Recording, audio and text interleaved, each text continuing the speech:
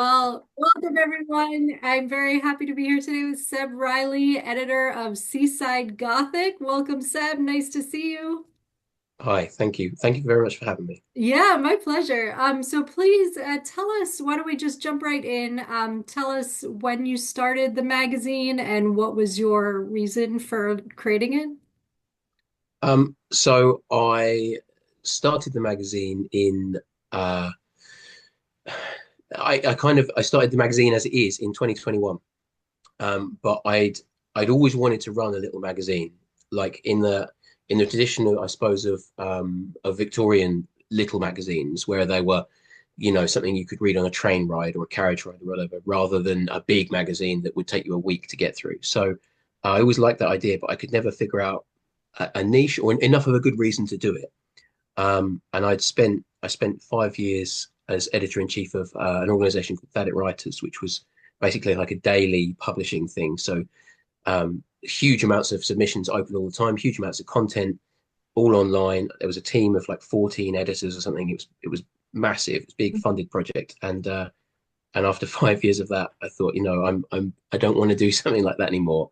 So I went off. I wrote a novel, which I'd been attempting to write for that 5 years, but I did it after I left, and then I was pitching it to agents as you do, and I was struggling to kind of categorize it because it was historical. There was lots of stuff by the sea. There was lots of Gothic influence, but it was about working class people rather than, there wasn't like castles and vampires. It was much more, knife fights in alleyways, but with peers and stuff. And so I thought, well, how can I describe this? And I was thinking about um, the idea of things like Southern Gothic and Mexican Gothic, which are very much they take elements of Romantic Gothic without the upper class amounts of it. There's no aristocracy. It's very much kind of the people at the bottom that you never hear from. And I Mhm. thought, well, what about Seaside Gothic? And I started looking at Seaside Gothic novels, things like The Old Man and the Sea by Hemingway and Du Maurier's Rebecca, even, and any kind of Moby Dick, anything that has kind of that connection to land and to sea. And it can exist on one or the other, but it's kind of the two of them is the thing that links it. Mhm. And it just seemed to fit. It just seemed to make sense for this novel. So I just called it a Seaside Gothic novel in my pitch, and that got some attention, and Hmm. then got an agent. And and whilst I was pitching, I kind of I couldn't get those two words out of my head, and it's Hmm. not even my idea. It was my friend had said it, who had read a kind of an earlier draft of the novel, and he was like, "This is some weird Gothic seaside thing," and kind of those two words were there. Uh-huh. So yeah, I just couldn't get rid of it, and I basically I couldn't come up with a good enough reason to not make it as a magazine. So um, all my writing has pretty much been heavily influenced by the sea. About 50% of it is Seaside Gothic in its entirety from going back from when I started. So yeah, I kind of in 2021 I started contacting writers I know and saying, I want to kind of do this thing. Could you send me some stuff, see what you Hmm. think? And people just ran with it and came up with this amazing stuff. And so the first issue was all kind of compiled out of that stuff and it was solicited. And that gave me a really good idea of actually what this meant, not just to me, but to other people. And Hmm. so then I was like, right, open submissions, off we go. And so it launched January 2022 was when issue one was published. And so we're now preparing for issue 13 in January 25. Hmm. So yeah, that's where it came from. It was, how do you classify something that I couldn't classify? That was it. That's really cool. So, can I ask what happened with the novel? So it went to an agent, Uh-huh. and my agent pitched it around for a couple of years um, to everyone. Lots of people read it. I got lots of positive feedback, but I didn't get an offer. Hmm. Um, and so I'm now at the point where everyone's seen it. No Hmm. one wants to publish it at the moment. So Hmm. I'm writing a different thing, which also is a Seaside Gothic novel, but Uh-huh. entirely different, Uh-huh. which, you know, hopefully is I don't know. Maybe we'll get attention. Maybe what this is what you do as a writer, isn't it? Right. You write something, Absolutely. you send it out, and see what Yeah. happens. So I don't know. I'm hoping one day people will be able to read it, but at the moment, it's quite happy sitting. I don't know with my wherever it's sitting. I don't know where it is now. Uh-huh, uh-huh.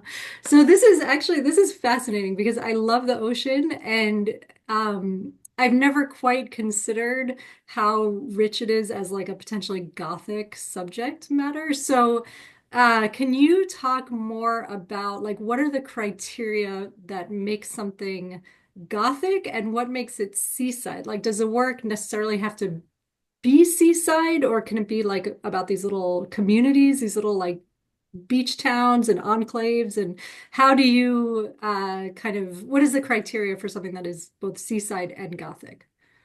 Um, well, I mean, that's a great question, and it's something that I was really keen to answer before I started this. Mm, So, um, I I think every Gothic novel that I've ever read, whether it's like Dracula, like proper what you think of as Gothic, or it's kind of the more strange, obscure things. I think everything is emotionally led, and so I think that's a really key point. If you look at like Wuthering Heights or something, it's led by emotion rather than reason.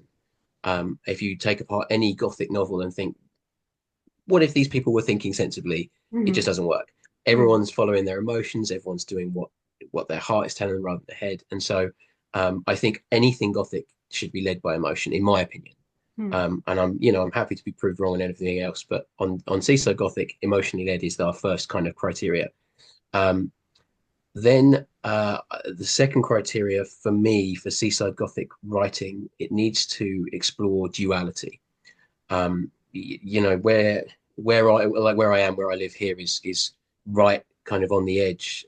There's, it would take me a few minutes to walk down to the sea, but mm, then when I'm there and I'm on a beach, I'm at this weird space that's not land or sea. It's kind of both and shifting all the time.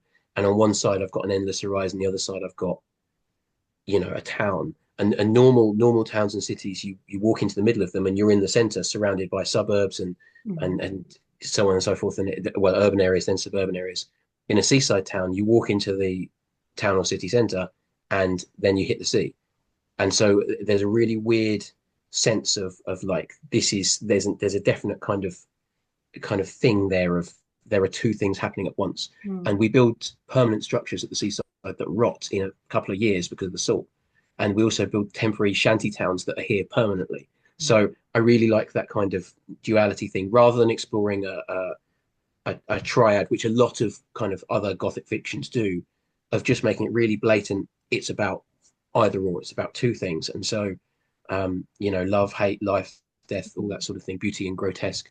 So, duality is kind of the second criteria. And the third criteria is it must connect to the edge. Now, whether that's literally or metaphorically, most people go for some kind of literal connection. mm, Um, but there needs to be some connection to there being an edge, mm, um, because seaside people need that. We need to be able to stand there and look out to the horizon and yet not be able to step a single step further because you fall off a cliff. mm, Um, so yeah, and then have behind you all of this town, all of this city, all of these people. mm, So that's my sort of third criteria is that the work has to connect to the edge in some way. And mm, how someone defines the edge is up to them. But I think that's quite an important aspect. So those are my three criteria: led by emotion, explores duality, and connects to the edge. mm. And how important is the setting? Because you mentioned Rebecca, which I actually just read recently, which is all like in a house, Yeah. pretty much. And how important is it the writers that submit work to sort of interweave elements of the setting, and especially with a seaside work where there's really no escape? Like, how does that play into the work, and how much do you like to see in the submissions? Um, I I really just like to be surprised, so I'm kind of Mm, open to anything and everything. mm, Since the first issue, I've not solicited any kind of fiction or poetry or anything like that. So it's nice to kind of have people just bring me something and say that this is what it's about. So mm, I've had a story that's set entirely in a cave in a mm, cliff, and I've had another that's like this whole sweeping narrative kind of a travel journey to or mm, from the coast or whatever. Or I've had pieces where people are writing and they're living in a city, but they're yearning for where they've been for the coast, um, or they're unsettled by being in the coast compared to where they're used to. All that kind of. So yeah, I think the setting is really important as it mm, is with all Gothic literature, but in a different way to romantic Gothic, where it's about like Rebecca, where it's about the it's about that castle, which Mm, is the house in that, but it's about that thing. Or yeah, I think it's more about the non-man-made place. mm, So even if you are in a seaside town, which is a town, town's a town, right? But it's got this half of it missing where there's just water, and if you want to go out into that, you have to build something that hangs out over the water, which is a kind of a miracles of engineering, and half of them fall out, and then there's something left out in the sea. So mm, yeah, I think setting is really important, but it also doesn't have to be the be all and end all. I've got mm. one story that we published in, I think, issue 2 or 3, which is about a strange character um, in a park, I think, luring someone back to their house. It's all a bit weird.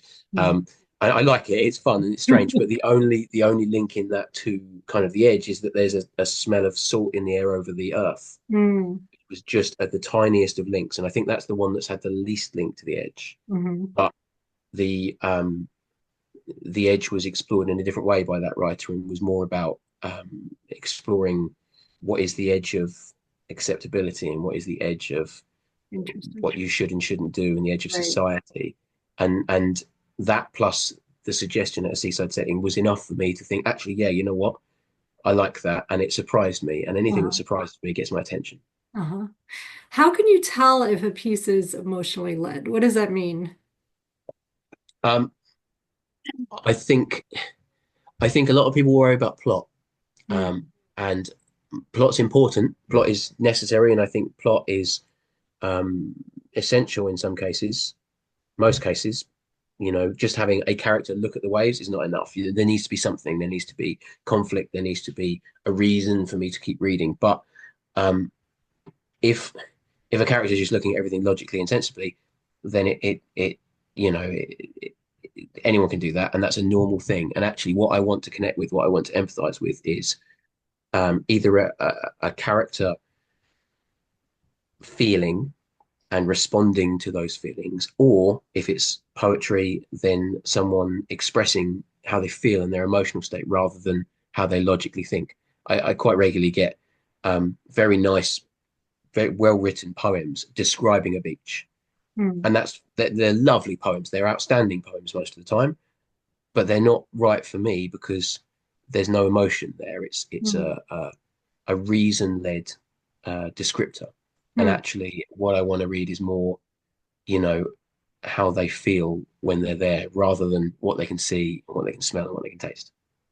This is so interesting. So, how do you, or how would you suggest to a writer that they balance the emotional element with the craft element? Because I assume you don't want just sort of like diary, diary entries or like, free flowing rants or something like that. You want it to have, you want the text to have some control and some craft elements. So, how should a writer balance that emotional writing with the sort of, refined elements of craft? I think by exploring duality in their writing, Hmm. um, the three criteria, whilst they would apply to the output, I think they should also apply to the process. So I think if you wrote something emotionally led yourself rather than logically led, even if it had some element of plot in there and so on, and then you kind of explored the idea of something being a free flowing stream of consciousness, and at the same time having a structure, having a story, being a poem that makes sense, being a nonfiction that's an account of something, whilst also just being this free flowing whatever. And if you can balance the two, and I think the balancing actually is a big part of it, um, then you end up with something which is going to be, I suppose, potentially on the edge of your own limits or abilities or Mhm. style, and Mhm. which is exactly where I want it to be. Really, Mhm. I want writers to challenge themselves and challenge me. Um, I'm open and very willing to be inspired and excited by something that I've not seen before. As someone, I get them quite regularly. Actually, I publish them quite regularly, where someone sent something in and they say, "Oh, I'm not sure if this fits." Mhm. And because they're not sure it fits, it tends to fit perfectly because Mhm. it's not the obvious story of Mhm. yeah. well, yeah, there are a lot of obvious stories that I get. There are a lot I basically get the same three or four submissions all the time, Hmm. that I don't tend to accept. And then if it's not them, then it immediately is elevated above that idea anyway, and Hmm. then it becomes something that actually I can get really interested in and really inspired by myself. And I do this out of love, not out, I don't make enough money from it, Hmm. to be honest. Hmm. It's non-profit. I don't make anything, but it does make income. It's the issues sell, which is wonderful. But then that all gets plowed back in to paying writers, to printing the issues, to shipping it everywhere, and to kind of to trying to expand what it is, and how it works and how many people see it. So yeah, it's a labor of love for me. So I want the writing to be a labor of love for the people sending me their writing. Yeah. How would you describe Gothic literature? Is it like an emphasis on psychological issues or sort of pervasive darkness or fear? I think Gothic is, it is darkness and fear and horror and grotesquerie and, oppression and or being trapped, or it is all of that, but it's also, love. It's Hmm. also tender and gentle, and Hmm. it has kind of a strange kindness. If you look at, say, The Talented Mr. Ripley, which I would absolutely categorize as Seaside Gothic. Hmm. We've got a story that begins in a dockyard where a mistaken identity leads to, him getting sent over to Italy to try and bring back someone or other, and then he plays along, and then he's there, and then it's this kind of, it descends into, the murder and the kind of the manipulations, but at the same time, at the heart of it is a really tender love story Hmm. where he is completely in awe of and almost in love with the object of his obsession. Hmm. And so he loves him, but he doesn't know how to love him, so he wants to become him, because that's the only way that he can make sense of his emotions. Hmm. And so yeah, I think that duality thing is quite key in especially in Seaside Gothic, but I think in a lot of Gothic, Hmm. you know, um, looking at like Frankenstein, for example, Yeah. it's about fear and love. It's about, you know, hatred and longing for a sense of place, and there's always that kind of two-way, um, disconnect, I think, Hmm. in Gothic literature in general. So yeah, Seaside Gothic's just perhaps more working class, more Hmm. transient, and more seaside, more coastal Hmm. than other traditional pieces. So I just actually just read Talented Mr. Ripley, which I was completely blown away by. So great. But it's funny because it never occurred to me that that's a Gothic novel, and I think of it as like a psychological thriller, sort of in that category. So is the psychological component a big part of what you think of as Gothic literature, sort of like the darker, even like the edges in our own mind?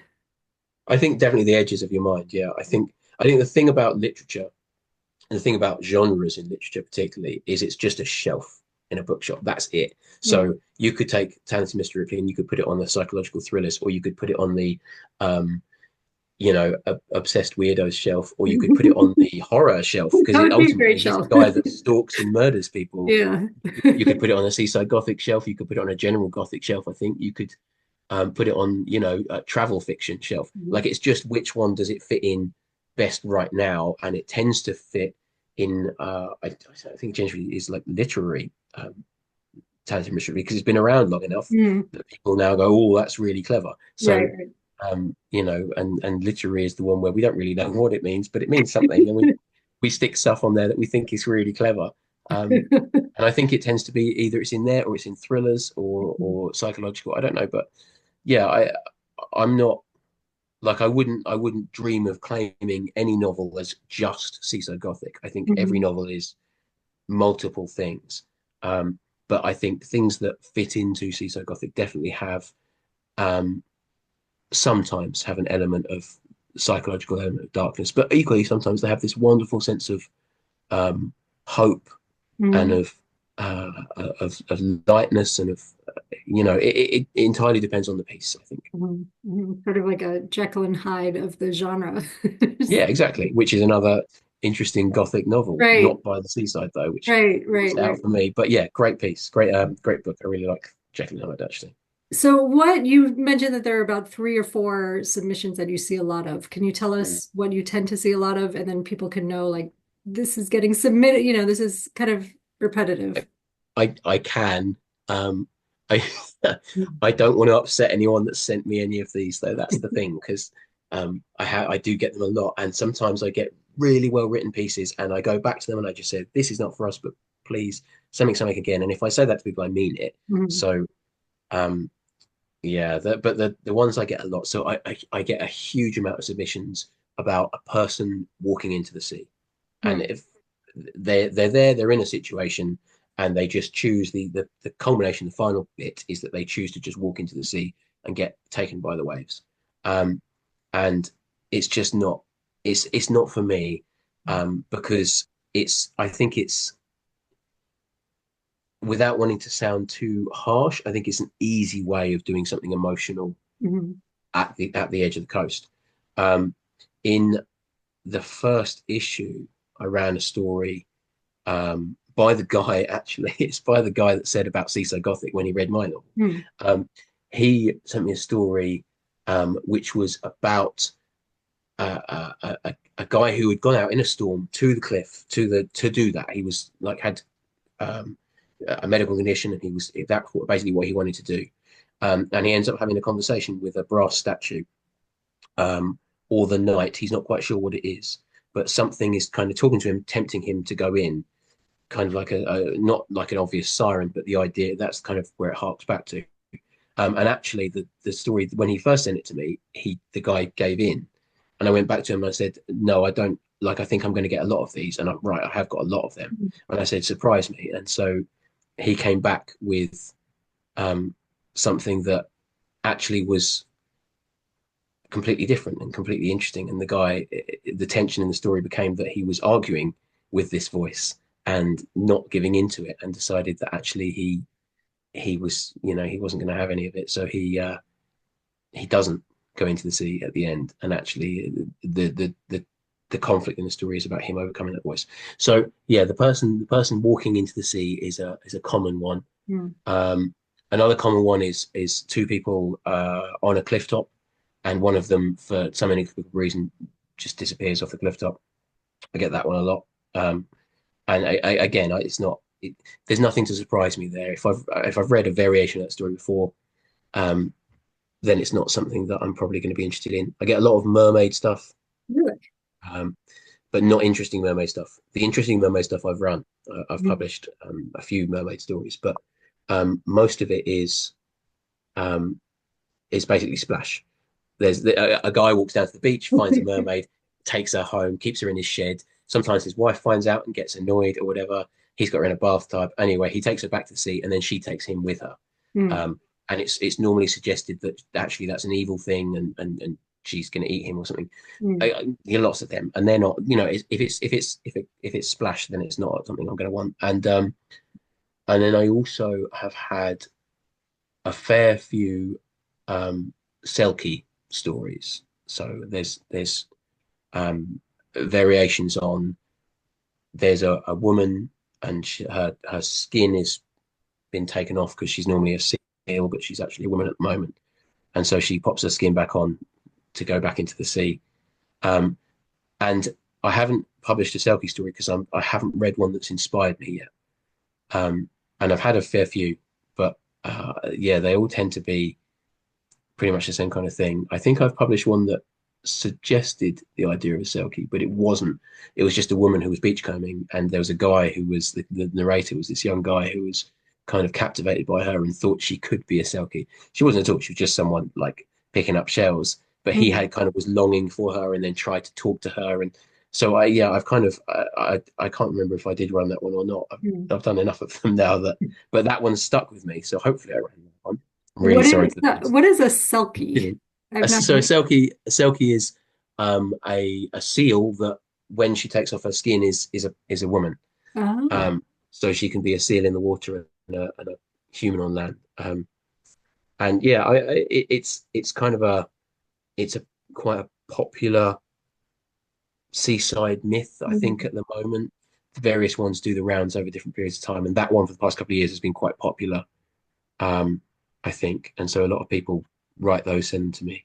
And I would genuinely love to read a Selkie story that I've not read before. It blew me away. Mm. I read a mermaid story that I did run, called The Mermaid's Graveyard, um, written by Catherine Law, who's a very interesting author. She writes romance novels normally, but Mm.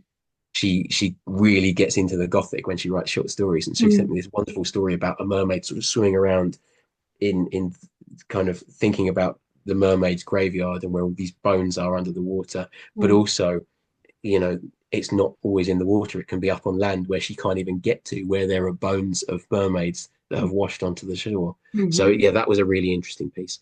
Um, yeah, anything that I've not read before, and considering I've read thousands and thousands and thousands of seaside stories now, Right.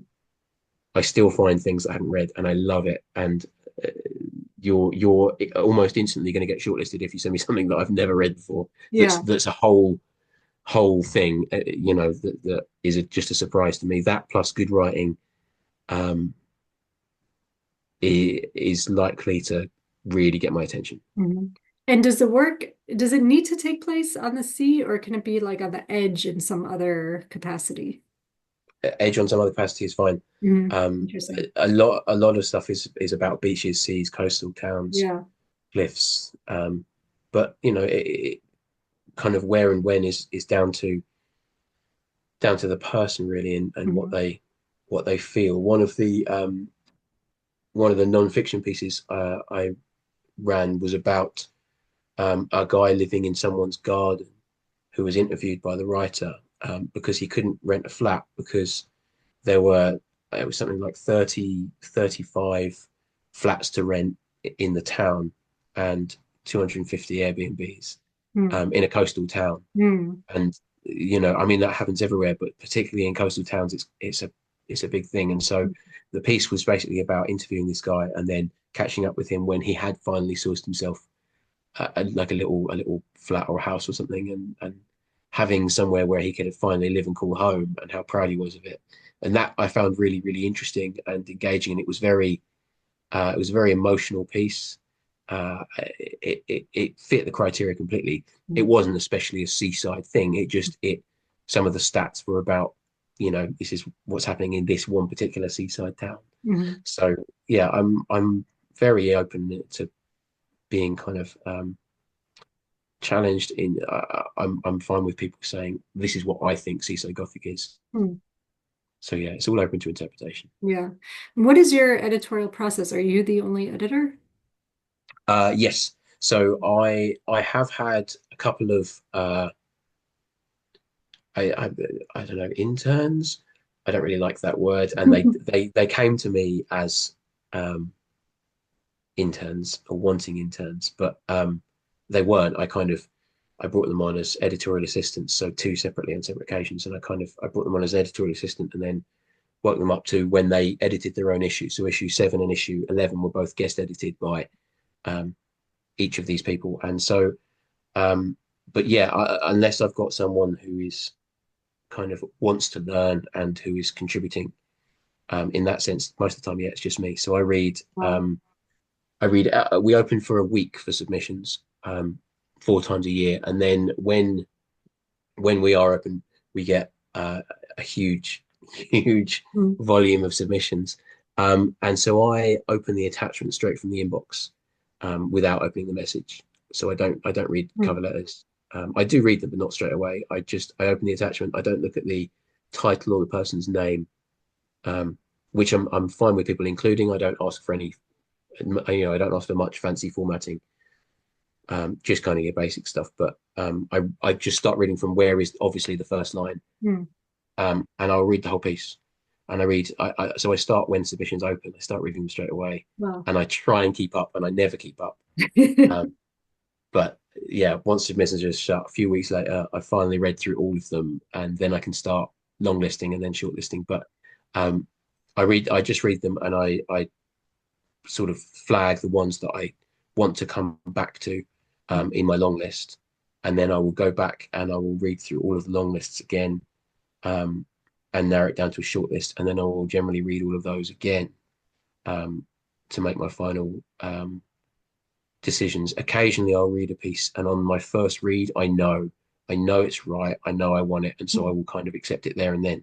As soon as the window's shut, I don't ever accept anything in the window, but I will accept it, a day later or something. Um, but that's rare, Mm. and that's kind of an exception. Generally, the rule is that yeah, I've read through it a couple of times, and especially the ones where I read it and I can't stop thinking about it. I keep coming back to it, Mm. coming back to it, and coming back to it.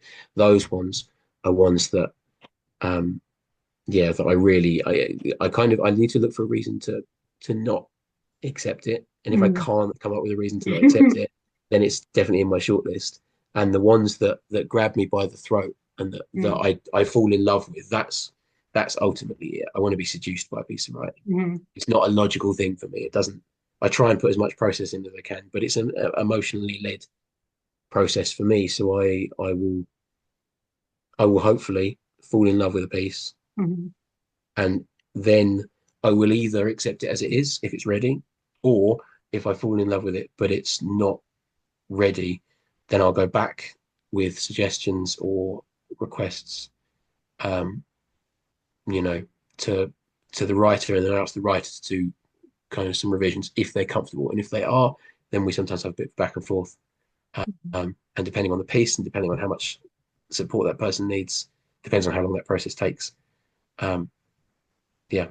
so What are some things that you see a lot of? If you're just like reading through submissions and, maybe this piece would have been good if you encountered it on its own, but you've seen at this point hundreds of a certain kind of submission, and at this point, it's just not, you know, getting attention. yeah, I I mean the ones kind of I mentioned earlier, I see a lot of them, and um they tend to be ones that I'll sort of say, thanks but no thanks. If they're really well written, then I'll ask them to submit again.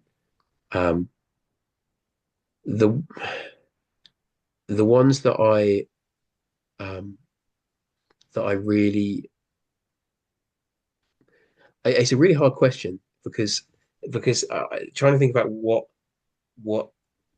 like I don't want people to try and gamify it. I don't Yeah. want people to Yeah. think, let me write this because this will work. It's a bit like using keywords to beat Google. It just doesn't work. Right. And Right. actually, what I want is someone to write something that they not that they wanted to write, but that they couldn't not write, Mm. something they had to write, Mhm. and that then I'll be able to feel that on the page. And so sometimes there was a piece that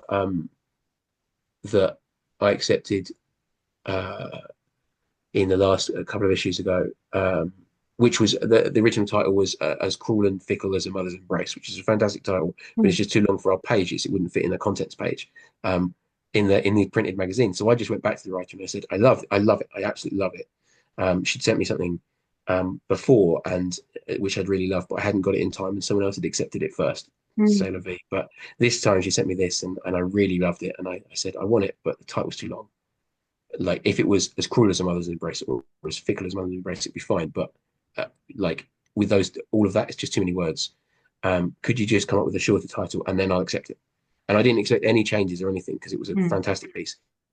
And so she came back to me like a couple of weeks later with a slightly shorter title, so it became Fickle, Cruel, a Mother's Embrace. I think a couple of commas in there, and she had rewritten the piece and like made it better, apart from Mm. one thing which I really didn't like and didn't agree with. One sentence, and I was like, no, that's ruined the best bit of it for me. So I went back to her and I said, look, I love it, I love everything you changed, but that bit I want to put back to the previous. And she Mm. went, yeah, I agree. Actually, I was not convinced by that. I just kind of did it as I was going through it, Mm. and so that went in. But that was a load of changes that I didn't ask for, and I would have happily run the original one that she sent. Mm. Um, I've just accepted a piece that will be in issue 13 that I'm accepting not a single, like a few of them actually, not a single change. I Mm. prefer ones where it's authentically the writers Mm. rather than me messing around with it. But yeah, some issues back, quite a few issues back, I accepted a piece that was um every piece of dialogue was uh, had an adverb Hmm. or an overly explaining thing. So it was, Hmm. look over there, she exclaimed. Oh, what's that? I muttered carefully. And like it was not good. And generally the dialogue in it was also not good. It was very obvious Right. dialogue. And but there was this really, really interesting idea in it, and there was this wonderful ending and this really kind of nice emotional connection from the end to the start. And I Hmm. really fell in love with the idea. So I went back and said, look, we need to, I really like this, but I want to make a load of changes. So I appreciate this is going to be a lot of work and there's going to be some back and forth. If you want to do this, I will happily go through it with you, but Hmm. it's entirely up to you. And the writer came back and said, yes, please. What can I do? And so then I kind of gave some feedback, which I stole from Richard Skinner, who's the director of Fiction Academy at Faber. And he says in his writing a novel book, he says that dialogue isn't a conversation; it's two monologues that only sometimes line up.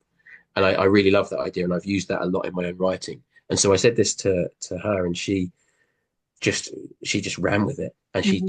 she rewrote her dialogue entirely. It was Wow. brilliant.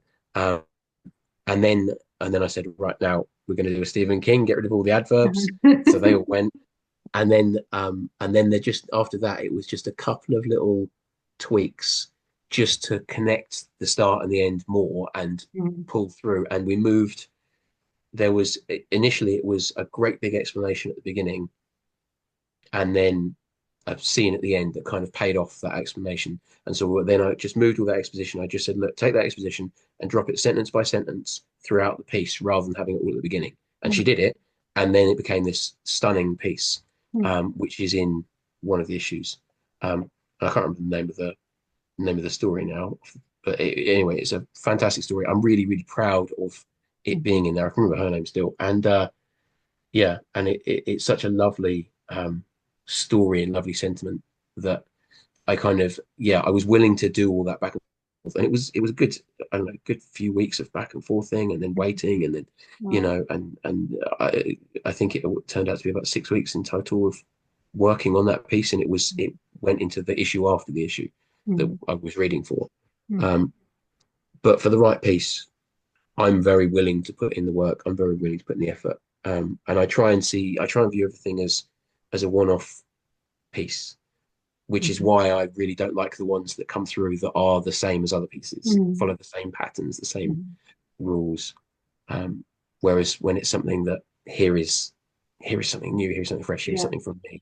That's what I So love. what qualities did that piece have that made you say, okay, we can work with this piece. The dialogue isn't working, and there are too many adverbs, and the exposition needs to be moved around, but there's still something essential there.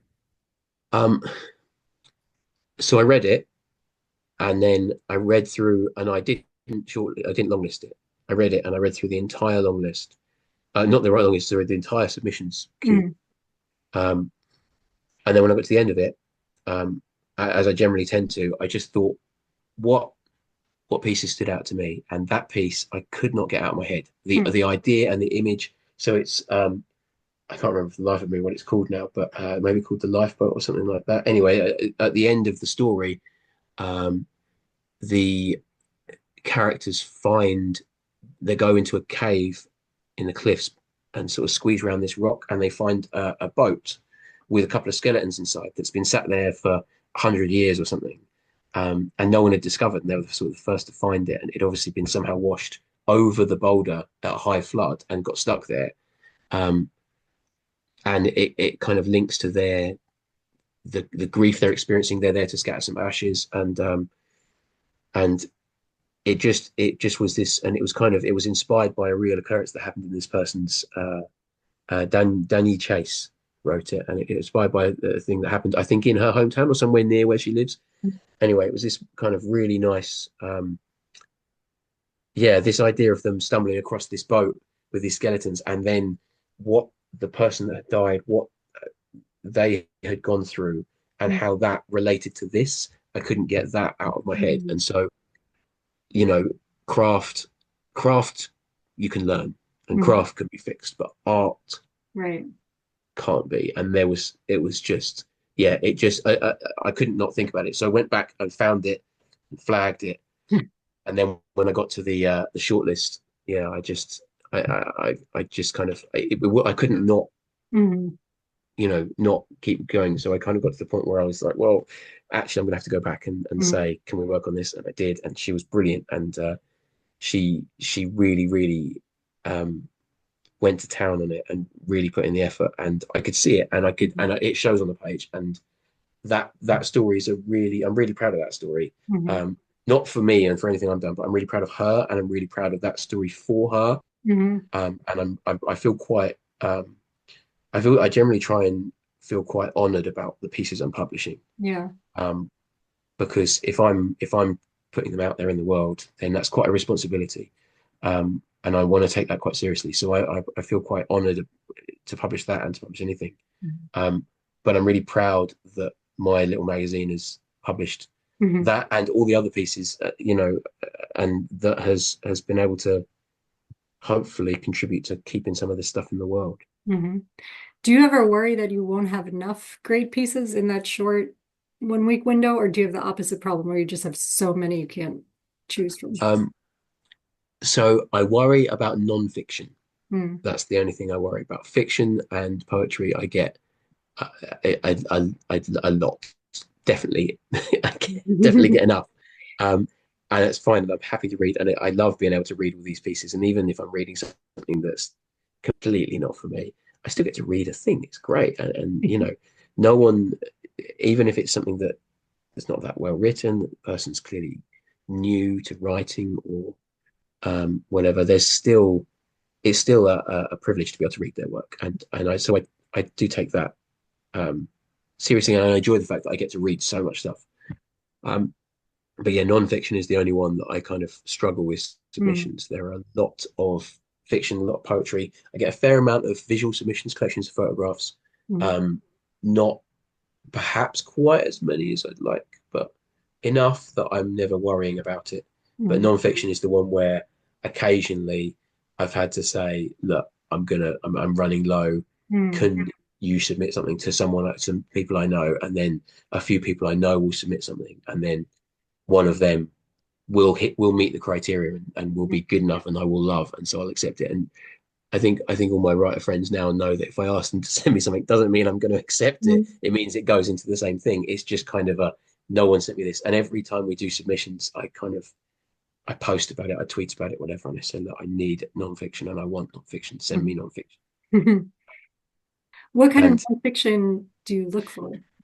so I really like first person um like gonzo type pieces. So that kind of I mean, you don't have to do all the drugs like Hunter S. Thompson, but just having like a this is how I'm experiencing something and how it makes me feel type Mm. piece. I ran an amazing piece about a woman sent me a piece. She was raised on an island, and then and they would kind of take bounty from the sea, and they would give their dead back to the sea, and it was this Mm. really lovely thing. And then men with guns came to the island, took over the island, somewhere off the coast of uh, Africa somewhere. I can't remember the exact name of the island. Um, but guys with guns came, took over the island on behalf of the government, and the island became repossessed or whatever. And so she's had to move to the city, and so now she's wandering around the city doing a normal job, completely different, like insanely different life to what she was doing before. But she still has this little shell around her neck that she Mm. found on the beach when she was a child that connects her to her home world or her Mm. home country, her home country, her home land, her hometown.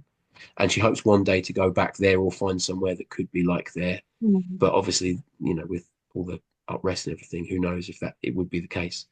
And that that was stunning, and Mm. that was one of those. I'm accepting it right now, Mm. not even going to think about it. But yeah, anything where the writer is part of it. Mm.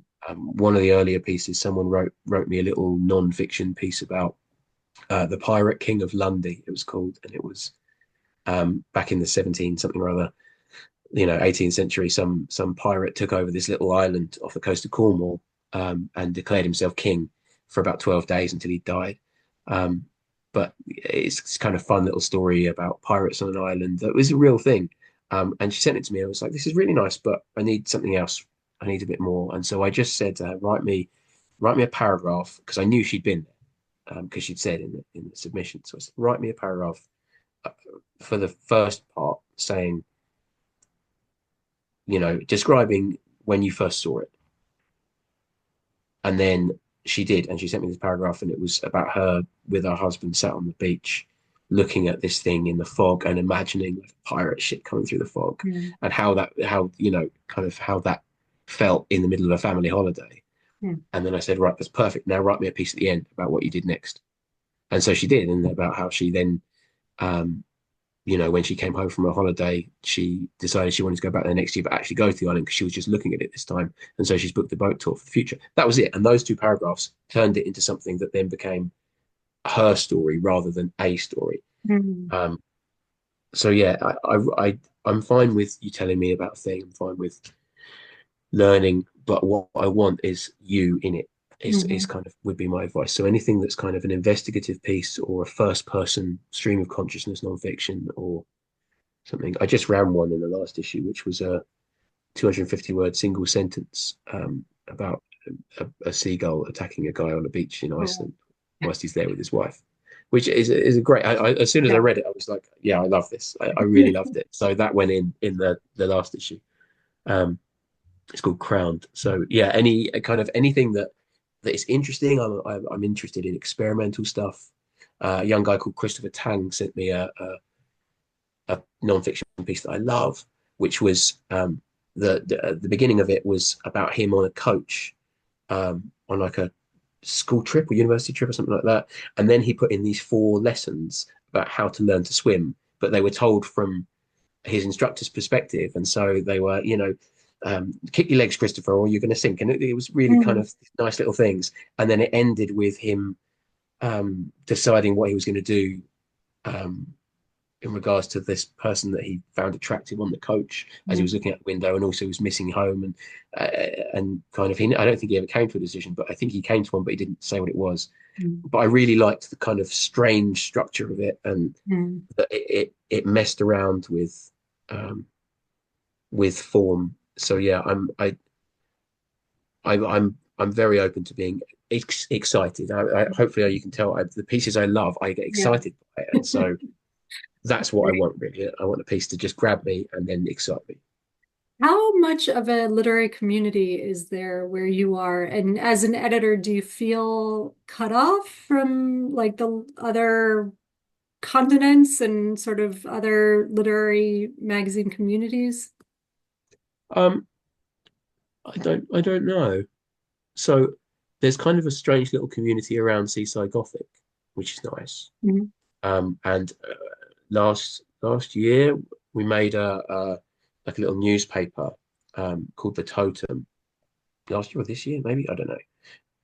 At some point in the past, we made this little newspaper, and I just went back to every single, not every single, but a lot of the contributors, and I just said, look, I appreciate I'm messaging you sort of out of the blue, but putting together this little newspaper thing, would you be interested in writing me a little non-fiction piece to go in this little newspaper, bit of fun, do something wild, do what you want? And they did, and they all did it, and they kind of bought into it and believed in it, and so we did this thing, and then when you buy that, which is really cheap, or you get it free if you order over like £10 worth of stuff, I think, and then if you solve like there's a little code in the numbers on the pages. And if you solve that, then you can work out the discount code, which gets you. We did like a treasure hunt. So we buried something somewhere in the world, and there's like actual, it's a proper treasure hunt with real world interaction and clues, and you win money. And it's a big thing. And it costs, this box of clues costs like £1,000. But if you solve the clues, then you get 99% off. So Mhm. you get a little newspaper, and then you get the clues, and then you get the treasure hunt. So people buy that, and then they're going around trekking, trying to figure out what all the clues mean. And so I like that I have my own little community, or Uh-huh. the magazine has its own little community.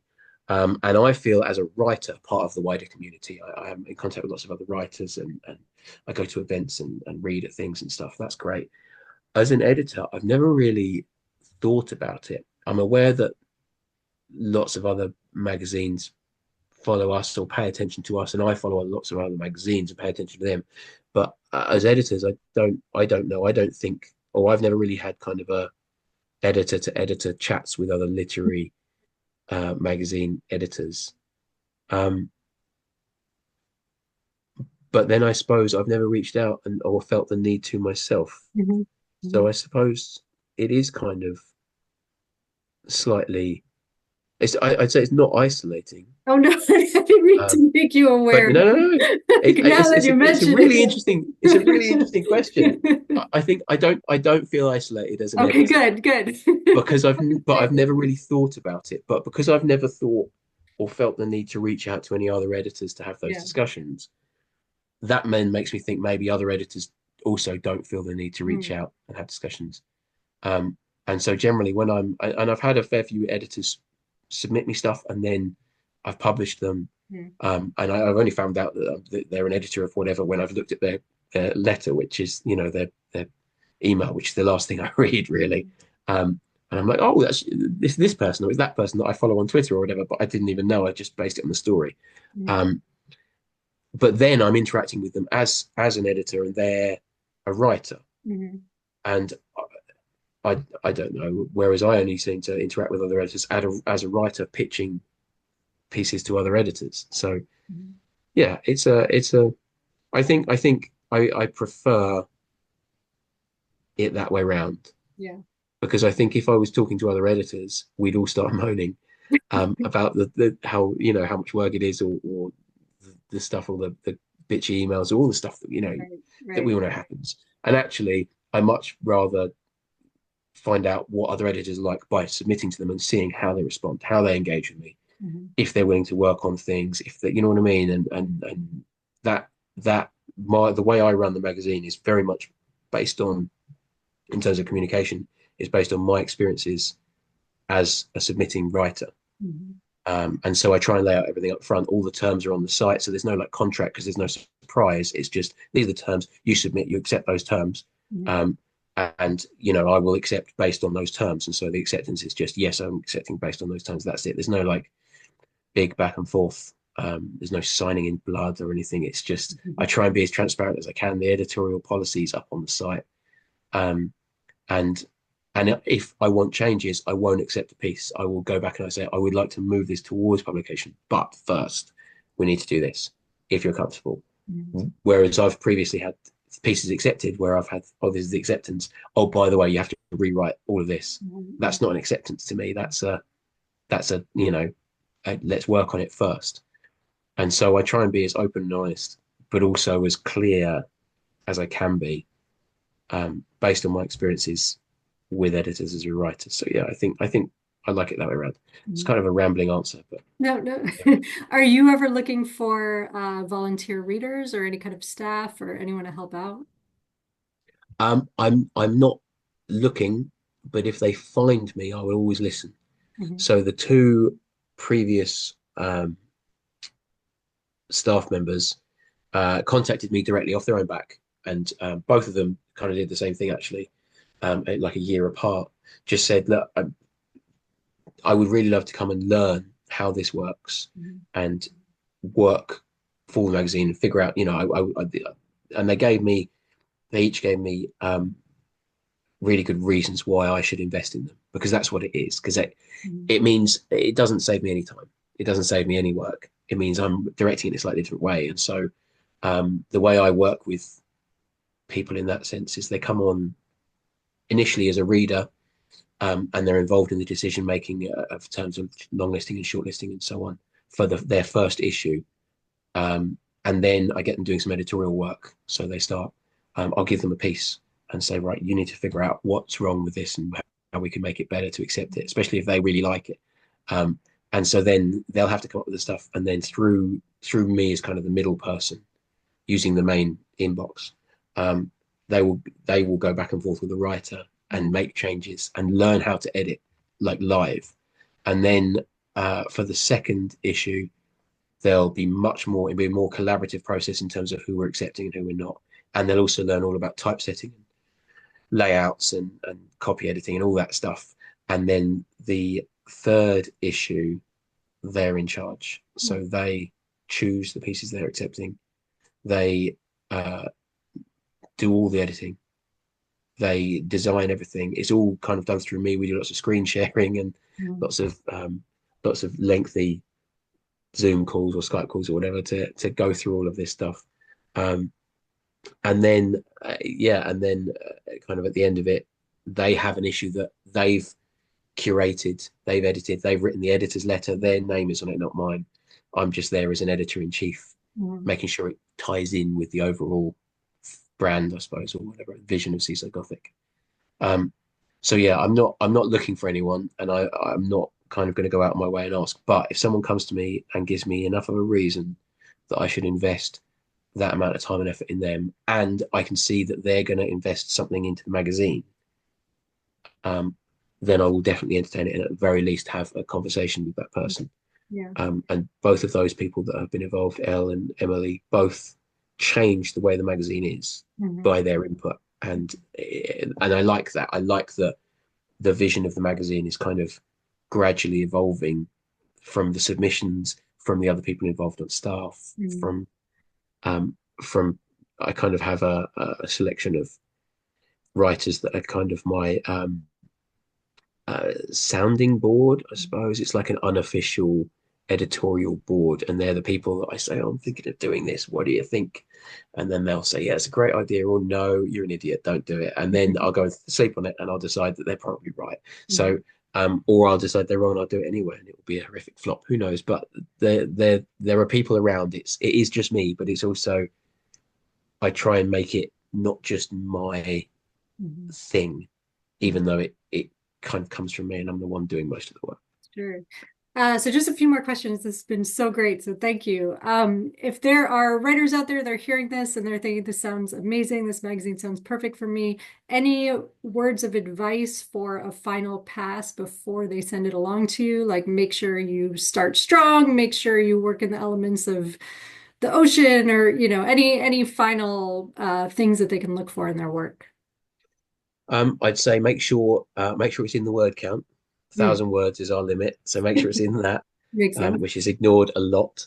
Yeah. Make sure that it justifiably adheres to the three criteria of led by emotion, Mhm. exploring duality, and connects to the edge. Mhm. I get plenty of submissions where people say, "Oh yeah, this fits your criteria," and then I read it and it doesn't. Mm. And they have not, if someone and I don't need them to explain it. I just need them to know it themselves. And if I get a big, long, rambling email saying this is why this adheres to this, that, the other, if I read that first, it would spoil the piece. But Mhm. also, I don't. If I've read the piece already and I've agreed with them, then it's not necessary. If I disagree with them, I've then got to bite my tongue and not go back to them and say, well, actually, Mhm. um, which is a bad editor thing to do. And I don't do that stuff. I try and be as nice as possible with someone trusting me with their work. So um, yeah, I think make sure it adheres to the criteria as best you can in your own justifiable way. And I would say more than anything, if you think if you think it's a story that follows a simple pattern, or you think it's something that's been around before, it's probably not going to be for me. Mhm. If it's your standard thing of here's a fishing boat, and then they hear the sound of the sirens, and one of them leans over into the water and gets dragged away, and that's I've heard that before. Everyone's heard that before. Yeah.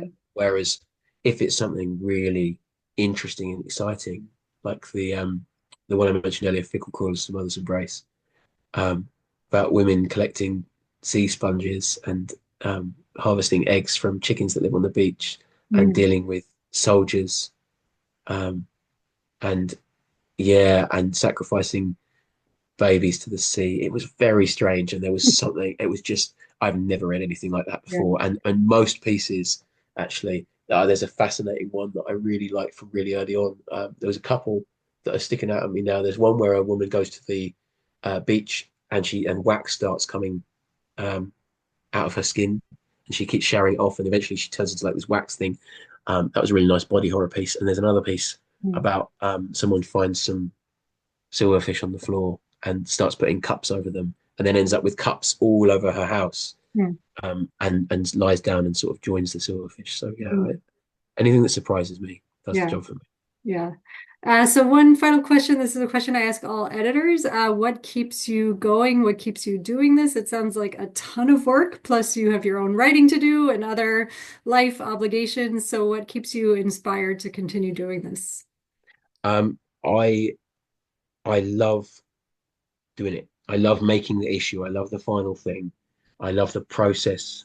It is a lot of work and it is um, stressful and at times annoying and challenging. And sometimes I really don't want to do it, but I kind of love it all the same. But also, people keep buying it and people want it. And when I did it at the start, I put my own money in to start it up, which wasn't much, but it was just to kind of pay for the first print run. Um, and then that sold enough to pay for the second print run and to pay uh, the writers from the pre-orders alone. And so then every issue has paid for itself. It just keeps paying for itself. And Mm. people stop buying it, I'll stop making it, but they don't. They keep buying it, they keep subscribing, they keep coming back, which That's means great. people want it. And so Yeah. I originally I was going to do four, and then if four worked, I was going to do up to 12. And I've done up to 12 and I'm still going. So, Yeah. I think I'm aiming for 24 next. When I get to 24, if people have stopped buying it, then it'll be done. But I'm hoping it just keeps going because it's not, it's only once a quarter. It's very, Mhm. very cheap. I try to keep it as cheap as I can. It's only £4 Mm. um, to buy the actual print one, plus postage and whatever local taxes people have. But I try to keep the price down as low as possible Mhm. so that it follows that tradition of the little magazine that you Mhm. can just pick up and you can just read, dip in here and there, or read the whole thing over an afternoon on the beach. Yeah, that's great. Well, thank you so much, Seb. This was awesome. Thank you.